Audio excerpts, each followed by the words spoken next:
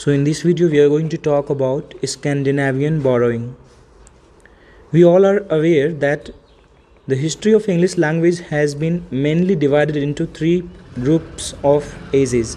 हम सभी जानते हैं कि हिस्ट्री ऑफ इंग्लिश लैंग्वेज को तीन ग्रुप्स ऑफ एजेज में बांटा गया है. Each one has its on importance, और सारे जो ग्रुप ऑफ एजेज हैं उनका अपना महत्व है. दीज पीरियड्स आर, और वो जो पीरियड्स हैं वो कुछ ऐसे हैं. ओल्ड इंग्लिश पीरियड हम सभी जानते हैं जो कि 450 से लेकर 1066 तक का था. मिडिल इंग्लिश जो कि 1066 से 1500 तक का, और मॉडर्न इंग्लिश जो कि 1500 से लेकर अब तक का.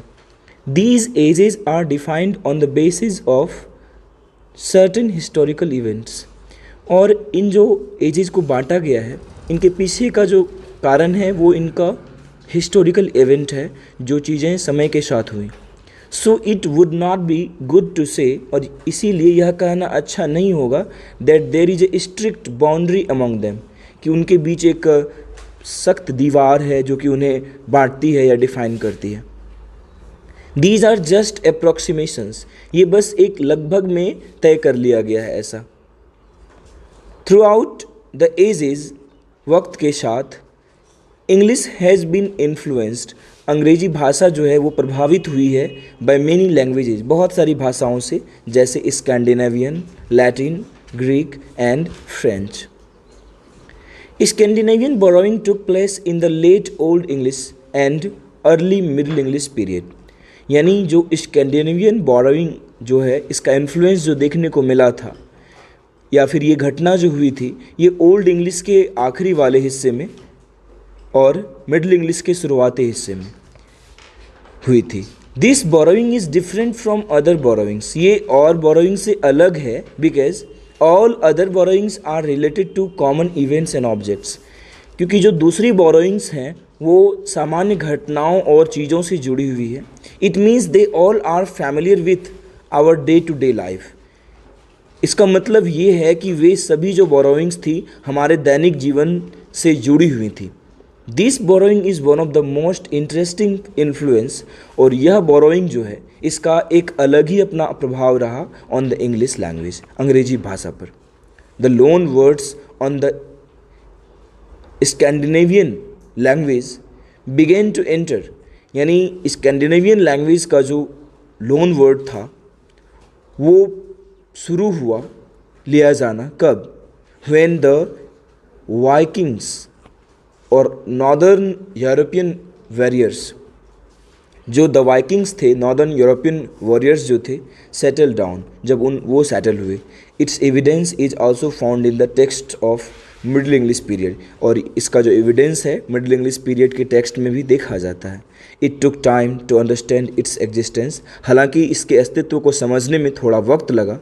The words which are borrowed, और जो वर्ड्स बोरो किए गए हैं, are very different from Latin और फ्रेंच लोन वर्ड्स, और वो लैटिन और फ्रेंच लोन वर्ड्स से बहुत ही ज़्यादा अलग हैं. इट इज़ नोटिस्ड दैट, यह देखा जाता है कि even the names of the Vikings, कि वाइकिंग्स के नाम भी जो थे, जो कि लगभग 1400 से ज़्यादा है ना, एग्जिस्ट टुडे, आज भी एग्जिस्ट करते हैं. The words which were borrowed are, कुछ वर्ड्स जैसे बोरो किए गए वो कुछ ऐसे हैं: bank, birth, bull, egg, kid, gap, gas, husband, leg, link, loan, odd, rotten, weak, die, glitter, ill, flat, etcetera.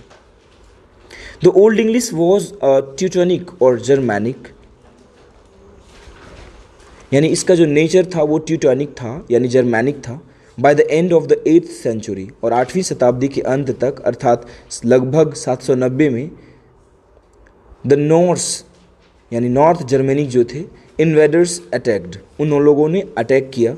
As a result, परिणाम ये हुआ कि द स्कैंडिनेवियंस, जो डेन्स और नॉर्वेजियंस थे, डोमिनेटेड द लैंड, उनका एक तरह से प्रभुत्व स्थापित हुआ, उन प्रभावी हुए ज़्यादा. They also influence the language, और इस तरह से उन्होंने भाषा को भी प्रभावित किया, विच वॉज स्पोकन देयर, जो वहाँ बोली जाती थी. The language that they spoke, जो भाषाएं वो बोलते थे, वॉज नॉट मच पॉपुलर, उतनी लोकप्रिय नहीं थी. Their civilisation was also considered worse, उनकी सभ्यता भी बेकार मानी जाती थी। दीज आर द रीजन्स, और यही कारण रहे that these words were not borrowed on a large scale, और यही कारण है कि ये बड़े पैमाने पर इन शब्दों को बोरो नहीं किया गया। These influence can be divided into 3 areas, हम 3 एरियाज में इस प्रभाव को बांट सकते हैं। The names of certain places, कुछ नाम जो बोरो किए गए। Introduction of words from Danish origin, जो कि डैनिश यानी डेनमार्क की जो भाषा थी उस ऑरिजिन से जो वर्ड्स लिए गए। और तीसरा जो कैटेगरी होगा वो होगा मॉडिफिकेशन ऑफ ग्रामर और सिंटैक्स, प्रोनाउंसिएशन एज वेल, यानी ग्रामर में जो थोड़ी बहुत मॉडिफिकेशन हुए, सिंटैक्स में और प्रोनाउंसिएशन में भी।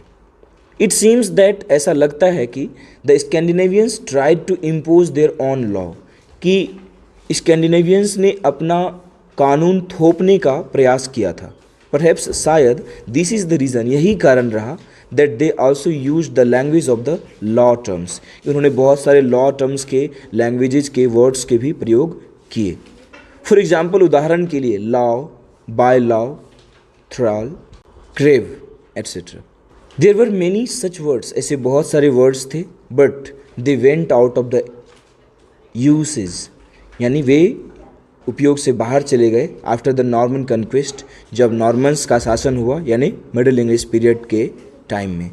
The Normans replaced this words, इन वर्ड्स को नॉर्मन्स ने रिप्लेस कर दिया with the French loan words, French loan words से। सिमिलरली इसी प्रकार से the words related to military affairs, military affair से जो वर्ड जुड़े हुए थे आल्सो डिसअपियर्ड, वो भी गायब हो गए after the Norman conquest. Norman conquest के बाद ये सारे वर्ड्स जो मिलिट्री से जुड़े हुए थे वो खत्म हो गए। ओवरऑल सब मिला जुला कर देखा जाए तो वी कैन कंक्लूड दैट, हम ये निष्कर्ष निकाल सकते हैं कि इन द प्रेजेंट टाइम, वर्तमान समय में, it has no significant influence, इसका कुछ खासा प्रभाव नहीं है इंग्लिश भाषा पर। They are just 900 in numbers, बस 900 कुछ शब्द रह गए हैं, which is very less as compare to French loan words. और जब हम फ्रेंच वर्ड से इसकी कंपेयर करें, फ्रेंच लॉन वर्ड्स थे, तो वो बहुत ही कम होंगी, क्योंकि फ्रेंच लॉन वर्ड्स आपको याद होगा कुछ 10,000 के आसपास वो वर्ड आज भी एग्जिस्ट करते हैं इंग्लिश लैंग्वेज में।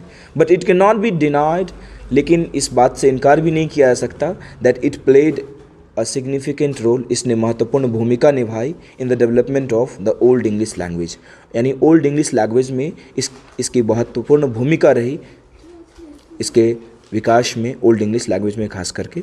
तो ये था हमारा Scandinavian borrowings. I hope you got help. Thank you.